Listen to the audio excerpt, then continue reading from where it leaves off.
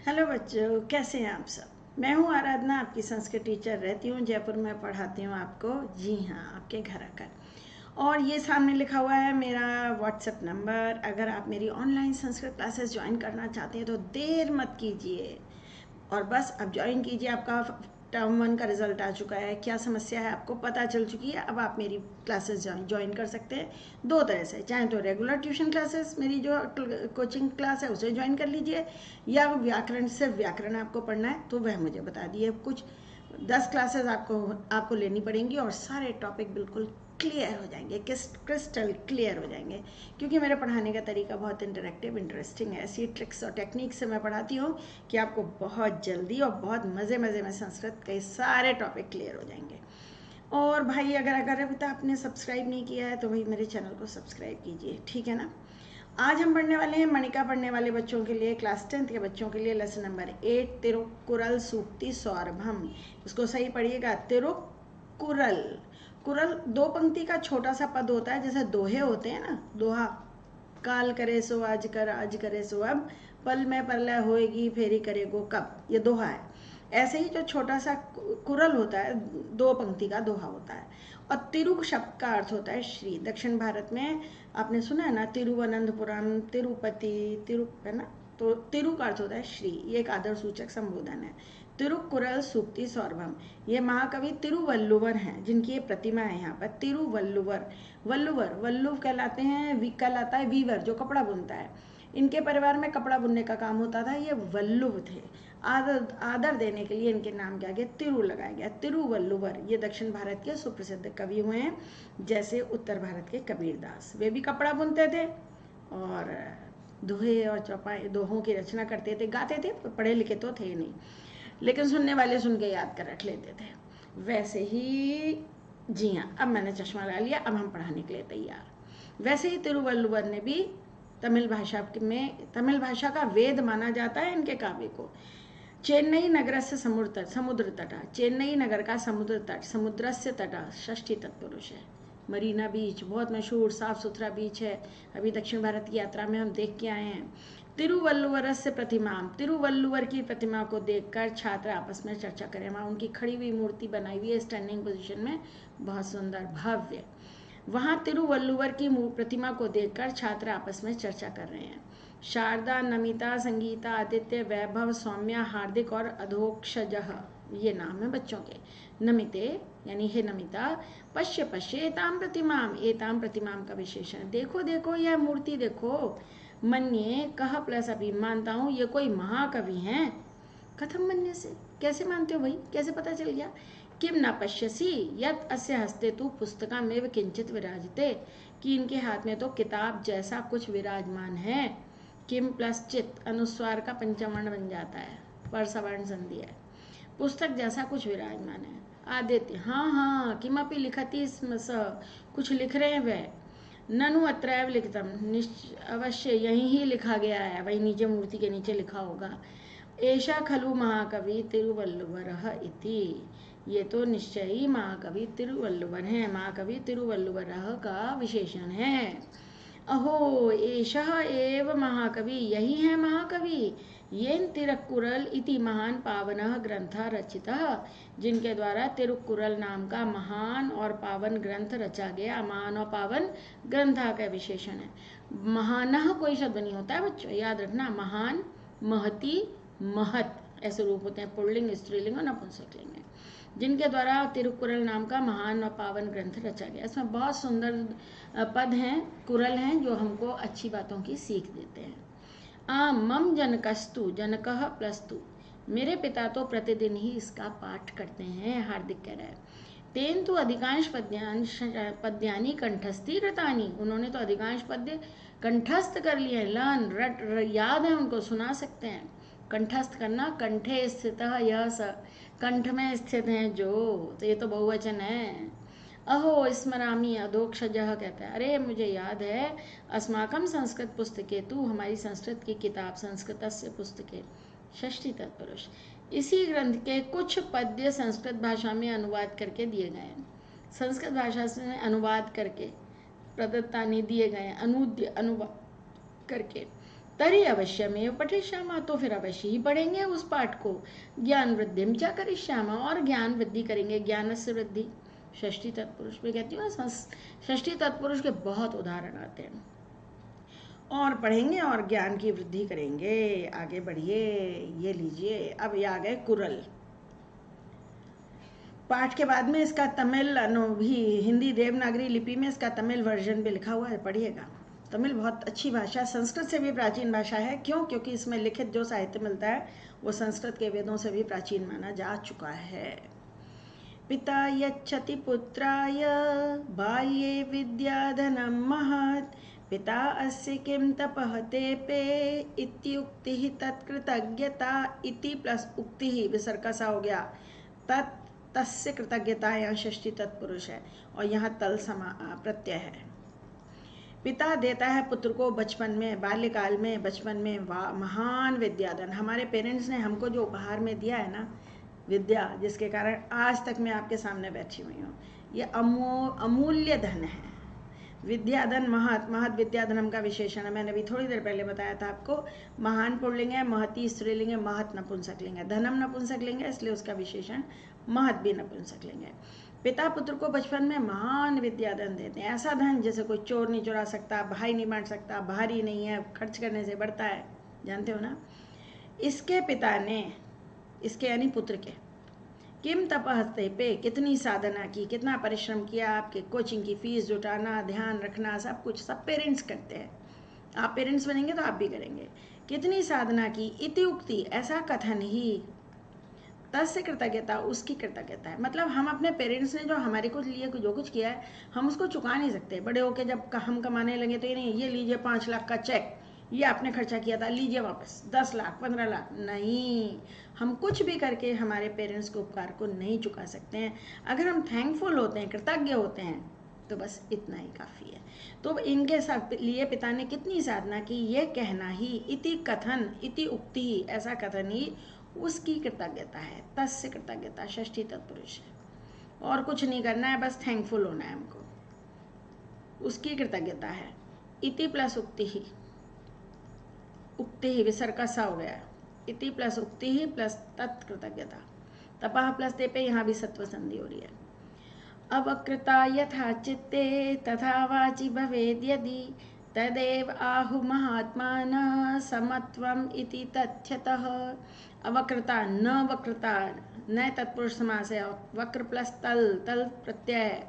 चित्ते यानी मन में, मन तो भगवान ने हमारा बहुत सरल बनाया है, लेकिन वाची, वचन हम टेढ़े बोलते हैं भाई। वैसी वाची सप्तमी है, जैसी सरलता मन में है, यथा माने जैसी, तथा माने वैसी, वैसी यदि मन में हो, भवेद विधिलिंग लकार है, संभावना प्रकट की गई है ना। जैसी सरलता हमारे मन में, वैसी अगर हमारे वचनों में हो जाए, तो महात्माओं ने तत् प्लस एव प्लस आहु, आहु मैंने कहा है, आहु मैंने कहा है, आहु, उसे ही महात्मा ने वास्तव में समानता कहा है। वही समानता है, मन वचन और कर्म में समानता होनी चाहिए, वास्तव में, तथ्यतः, वास्तव में, वो कोई दिखावा नहीं। यही हम, जो हमारे मन में है वही हमको कहना चाहिए और वही हमको करना चाहिए। मन वचन और कर्म एक जैसे होने चाहिए। यहाँ मन और वचन की बात कही गई है। जैसी सरलता मन में है, वैसी यदि वाणी में हो, उसे ही महात्मा कहते हैं समानता असलियत में। दो भाई, हिंदी में भी कविता बन गई। आगे बढ़िए, 8 श्लोक हैं, मजे मजे में पढ़ेंगे। त्यक्त्वा धर्म प्रदां वाचं परुषां यः अभ्युदीरयेत्, परित्यज्य फलं पक्वं भुंक्ते अपक्वं विमूढ़धि। विमूढ़धि माने मूर्ख। ऐसा कौन मूर्ख होगा जो पका हुआ फल त्याग कर, छोड़कर, अपक्वम, कच्चा खाएगा? कोई मूर्ख ही होगा। अपक्वा माने कच्चा, भुंक्ते माने खाता है। मूर्ख व्यक्ति पका हुआ फल छोड़कर कच्चा फल खाता है, वैसे ही मूर्ख व्यक्ति धर्म प्रदान करने वाले वचनों को छोड़कर कठोर वचन बोलता है। यानी भाई बोलो तो मीठा, वचने का दरिद्रता, बोलिए तो मीठा। अभ्युदीर्येत बोलता है, यह माने जो, यह माने जो धर्म प्रदान करने वाले वचनों को त्याग कर, वाचम माने वचन, त्यक्त्वा माने त्याग कर, ये परित्यज्य और त्यक्त्वा पर्यायवाची एक दूसरे के। परुषाम वाचम का विशेषण है, धर्म प्रदान भी वाचम का विशेषण है। धर्म प्रधान से मतलब बेटा हिंदू मुस्लिम धर्म नहीं होता है, इससे मतलब है उचित अनुचित। उचित वाक्यों को छोड़कर जो कठोर वचन दूसरों के दिल को दुखाने वाली बातें बोलता है वह उस मूर्ख के समान है जो पका हुआ फल छोड़कर कच्चा फल खाता है। यानी पका फल क्यों? मधुर होता है। अच्छी वाणी मधुर होती है। मीठा फल खाकर अच्छा लगता है। वैसे ही मीठा बोलो, खुद को भी अच्छा लगेगा, दूसरों को भी अच्छा लगेगा। तो वह मूर्ख वह व्यक्ति जो धर्म प्रदान करने वाले, धर्मम प्रददाति इति, ये उपतत्पुरुष समास है भाई। धर्मम प्रददाति इति, वचनों को त्याग कर जो कठोर वचन बोलता है वह पका हुआ फल छोड़कर कच्चा फल खाता है। यह प्लस अभ्युदीरियेत, तो ये विसर्ग टू बॉडीगार्ड है। विद्वांस एव लोके अस्मिन् चक्षुष्मन्तः प्रकीर्तिता अन्येषां वदने ये तु ते चक्षुः नाम नीमते। रुत्व संधि हो रही है, विसर्ग का रा हो गया जो यहाँ लगा है। विद्वांसा में विसर्ग लोक है, लोके प्लस अस्मिन् पूर्व रूप संधि है। चक्षुष्मंता चक्षुष प्लस मतुप, पढ़ा है ना। इस संसार में, लोके संसार में, विद्वान ही नेत्रवान कहलाते हैं। भैया जो पढ़ा लिखा है वही नेत्रवान है, वरना तो आंखें होते हुए भी अंधे के समान है। हम पढ़े लिखे हैं, बहुत भगवान को धन्यवाद है। दीन दुनिया में क्या हो रहा है हजारों साल पहले से लेकर भविष्य में भी क्या क्या उम्मीदें हैं सब हमको पता है, क्योंकि हम पढ़ते हैं, लिखते हैं, समझते हैं। किताबें पढ़ी हैं आपने, आजकल तो गूगल पे भी पढ़ लेते हैं, सूचनाएं वहाँ से भी मिल जाते हैं। ज्ञान गुरु से मिलता है, सूचनाएं गूगल भी देता है। ऐसे गूगल भी गुरु ही है आजकल, है ना भाई। तो हम नेत्रवान वही व्यक्ति कहलाते हैं जो विद्वान होते हैं। अन्य लोगों के वदन पर, मुख पर, अन्य लोगों के मुख पर ये जो दो दिखाई दे रही हैं, ये तू ते, ये दो, ये माने ये दो, ते माने वे दो। वे दो तो नाम मात्र की आंखें हैं, आंखें क्या है कि बटन है, बटन। अन्य लोगों के मुख पर ये जो दो दिखाई दे रही हैं, वे दोनों तो नाम मात्र के चक्षु हैं सिर्फ। सही बात है। अगर दुर्भाग्य उन लोगों का जो कुछ पढ़ लिख नहीं पाते हैं, घर में डोमेस्टिक हेल्प के रूप में काम कर रहे हैं, उन्हें कुछ नहीं पता है, कमाया खाया सो गए, आसपास जो हो रहा है बस उतना पता है, बाकी उन्हें कुछ दीन दुनिया का पता नहीं है। तो ऐसे लोगों के लिए कहा गया है कि नेत्रवान होते हुए भी अंधे के समान है। तो भाई ये आज से कई 100 साल पहले हुए थे तिरुवल्लुवर महाशय, उन्होंने विद्या के महत्व को बताया है कि भाई पढ़ो लिखो। विद्वान ये संसार में नेत्रवान प्रसिद्ध हैं, प्रकीर्तिता माने प्रसिद्ध। अन्य लोगों के मुख पर जो दो दिख रहे हैं वो तो नाम मात्र के नेत्र हैं। ठीक, आगे बढ़िए। ये बहुत अच्छा श्लोक है, विवेक को परिभाषित किया है। विवेक यानी विजडम। यत् प्रोक्तम येन केनापि तस्य तत्वार्थ निर्णय कर्तुम शक्य भवेत्येन सह विवेकः इति ईरितः। संधि विच्छेद कर दिया भाई। प्रोक्तम प्र प्लस उक्तम गुण संधि हो रही है, केन प्लस अपि दीर्घ संधि है। तत्वार्थ से निर्णय षष्ठी तत्पुरुष है। शक्यो बनाए शक्य से उत्व संधि। भवेत प्लस ये न एक का 3 संधि।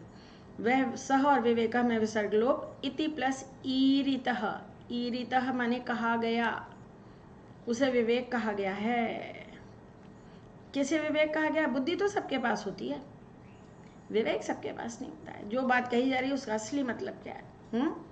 यत् प्रोक्तम, जो कुछ भी कहा गया, येन केनापि, जिस किसी के द्वारा भी, जिस किसी से भी जो कुछ भी कहा गया है उसके सही अर्थ का निर्णय, वास्तविक अर्थ का निर्णय कर्तुम शक्य, किया जा सकता है। कर्तुम शक्य, किया जा सकता है, जिस बौद्धिक शक्ति के द्वारा किया जा सकता है, येन जिसके द्वारा, वही विवेक ऐसा कहा गया है, वही विवेक कहलाता है। इति प्लस ईर रहता है। ईर धातु जो होती है ना उसका अर्थ होता है कहना। इसी में प्र प्लस ईर लगा का प्रेरित शब्द बनता है, किसी के कहने से आप मोटिवेट हो जाते हैं ना। फिर से सुनिए, जो किसी के भी द्वारा कहा गया है उसके सही अर्थ का निर्णय जिस बौद्धिक शक्ति के द्वारा लगाया जाता है वही विवेक है। वाक्पटुः धैर्यवान मंत्री सभायाम अपि अकातरः स केनापि प्रकारेण परहि न परिभूयते। मंत्री के गुण बताए जा रहे हैं। मंत्री कैसा होना चाहिए? वाक्पटु, बोलने में चतुर, पटु माने चतुर, धैर्यवान हो, सभा में निडर रहे, अकातर माने निडर, अपि यहाँ है सभायाम का म उसके बाद अपी और उसके बाद अकातरः यण संधि हो गई यहाँ पर, अकातरः। यहाँ म के साथ में आ का वर्ण संयोग हो रहा है। के नापी फिर दीर्घ संधि है, सह का विसर्ग लोप है, परही प्लस न रुत्व संधि हो रही है बच्चा। परिभूवित अपमानित, वो किसी के द्वारा अपमानित नहीं हो सकता। नेता ऐसा हो, कैसा हो, जो बोलने में चतुर हो, धैर्यवान, धैर्य प्लस मतुप। मंत्री वाक बोलने में चतुर हो, धैर्यवान हो, सभा में निडर रहे। निडर वही रहेगा जिसका चरित्र उज्ज्वल है, कोई उस पर दाग नहीं लगा सकता। वह किसी भी प्रकार से परही दूसरों के द्वारा न परिभूत अपमानित नहीं किया जा सकता, उसका तिरस्कार नहीं हो सकता है। क्यों? क्योंकि वो उज्ज्वल चरित्र का, चतुर, धैर्यवान होगा, निडर होगा सभा में, है ना। बढ़िया श्लोक है भाई। ऐसे मंत्री मिलने चाहिए, देश को ऐसा ही सौभाग्य मिले कि इसी प्रकार के सारे मंत्री हों। यह इच्छति आत्मनः श्रेयः प्रभूतानि सुखानि च न कुर्यात् अहितं कर्म स परेभ्य कदापि च। भला चाहते हो तो दूसरों का भी भला करो। अगर दूसरे कर, कहते हैं ना, कर भला तो हो भला, कर बुरा तो हो बुरा। सही कहा, बहुत सही है। जो आत्मना माने अपना, श्रेय माने कल्याण, श्रेय का अर्थ होता है कल्याण। जो अपना कल्याण और बहुत सुख चाहता है, इच्छति चाहता है, यह में विसर्ग लोप है। जो अपने लिए कल्याण और बहुत सुख इच्छति चाहता है, क्रिया यहाँ है, यह कर्ता पद है और इच्छति उसका क्रियापद है। न कुर्यात अहितम कर्मी, अहितम है त, कुर्यात का त द में बदल गया है। उसे कभी भी बुरा काम दूसरों के प्रति कभी नहीं करना चाहिए, है ना। उसे अहितम कर्म, अहितम शब्द कर्म का विशेषण है। उसे अहित कर्म दूसरों के लिए कभी नहीं करना चाहिए, नेवर नेवर नेवर। उसे कभी भी दूसरों के प्रति अहित कर्म, बुरा काम नहीं करना चाहिए। अहितम में समास है, न हितम अव्ययीभ नहीं साहब, नए तत्पुरुष समास है। फिर से सुन लीजिए। जो अपना कल्याण और बहुत सुख चाहता है, यहाँ प्रभुतानी सुखानी का विशेषण है। जो अपना कल्याण और बहुत सुख चाहता है, उसे दूसरों के प्रति कभी कोई बुरा काम नहीं करना चाहिए। अंतिम श्लोक। आचारः प्रथमः धर्म इति एतत् विदुषां वचः तस्मात् रक्षेत् सदाचारं प्राणेभ्योऽपि विशेषतः। सदाचार पहला धर्म है, उत्तर संधि हो रही है। Good conduct, if character is lost everything is lost, इसलिए सदाचार पर ध्यान दें। सदाचार पहला धर्म है, ऐसा विद्वानों का वचन है। इति प्लस एतत्, इति प्लस एतत् यण संधि हो रही है। तस्मात् का द, एक का तीन संधि, इसलिए सदाचार की रक्षा करनी चाहिए। प्राणेभ्य भी, प्राणों से भी अधिक विशेष रूप से। कभी बच्चों ऐसा कोई काम नहीं करना चाहिए कि अपनी निगाह में गिर जाए। दूसरों को नहीं पता चलेगा तो क्या हुआ, अपने को तो पता चलेगा ना। जब बच्चे हो तो ऐसा कोई काम नहीं करो जो अपने पेरेंट्स से छुपाना पड़े, और जब बड़े हो जाओगे तो ऐसा कोई काम मत करना जो अपने बच्चों से छिपाना पड़े, समझे। सही मार्ग पर रहना चाहिए। आप जैसे नागरिक ही हमारे देश का भविष्य है बच्चों। आप जैसे बच्चे नहीं होते दुनिया रहने लायक नहीं होती, मैं तो कहती हूँ। सदाचार पहला धर्म है, ऐसा विद्वानों का वचन है, इसलिए रक्षा करनी चाहिए सदाचार की, प्राणों से भी अधिक विशेष रूप से। प्राण जाए पर चरित्र ना जाए बच्चा। तो ये हमारा लेसन कंप्लीट हो गया है। इसके बाद भी हमारे पास बहुत कुछ है। पाठ का अभ्यास कार्य आपको सब समझाऊंगी, कराऊंगी। जिस तरह के प्रश्न एग्जाम में आते हैं वो सब अगले वीडियो में आपसे सीखेंगे कि कैसे हल किए जाते हैं। ये पाठ आधारित अभ्यास कार्य है, और इसके बाद फिर एक वीडियो आएगा जिसमें एक्स्ट्रा क्वेश्चंस भी होंगे। तो भाई ये मैं आपको दिखाना चाह रही हूँ कि आप जब भी मेरे YouTube चैनल खोलते हैं ना, प्लेलिस्ट खोला कीजिए। प्लेलिस्ट में आपके लिए अलग अलग प्लेलिस्ट मिलेंगी। ये सारी प्लेलिस्ट हैं, जैसे ये समास है, इसमें 23 वीडियो हैं, आप देख सकते हैं। या मणिका क्लास 10th, इसमें 39 वीडियो, बल्कि ज़्यादा ही होंगे अब तो। संस्कृत फॉर बिगिनर्स भी है चैनल, एक मैंने बना रखी है प्लेलिस्ट, उसमें जो छोटे बच्चे हैं उनके लिए वीडियोस मिलेंगे। ग्रामर के सारे वीडियो एक साथ है, 75 वीडियो हैं, और अलग अलग करके इनको समास, शब्द रूप, संधि, प्रत्यय, हिंदी, संस्कृत, अनुवाद सब कुछ है। क्विक रिवीजन करना चाहते हैं तो MCQ फॉर्म में आपको यहाँ वीडियो मिलेंगे। सुपर MCQ सीरीज़ भी मिलेगी। तो देखते रहिए, पढ़ते रहिए, और सब कुछ ठीक लगा हो तो भाई सब्सक्राइब करिए, शेयर करिए अपने साथियों साथ, और मेरे को अपना कमेंट्स भी भेजिए, मुझे आपके कमेंट्स की बड़ा इंतजार रहता है। नीचे डिस्क्रिप्शन बॉक्स में मेरा टेलीग्राम ग्रुप का लिंक है, उसे ज्वाइन कीजिए।